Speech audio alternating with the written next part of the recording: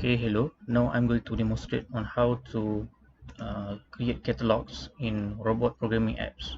First, you have to go to Open Catalog browser, and then this window box will pop out. You have to select uh, this icon, More. Then you go to the search bar and search for Layout.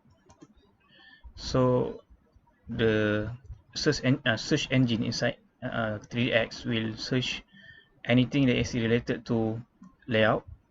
So for this example, I want to use this from University Resource Layout Catalog as my resource or as my catalog to be used inside my uh, robot library.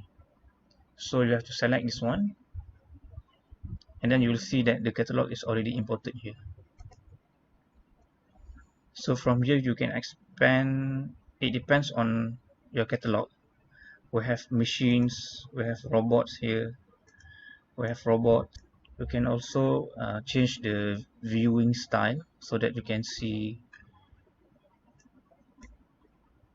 pictures here. Now you can see the list of robots from your catalog browser. You have robots, you have workbench, you have instruments, hand tools, and you have storage, fences, and so on. Right, shelf, containers, cabinet, hangers. Okay, that's it for me.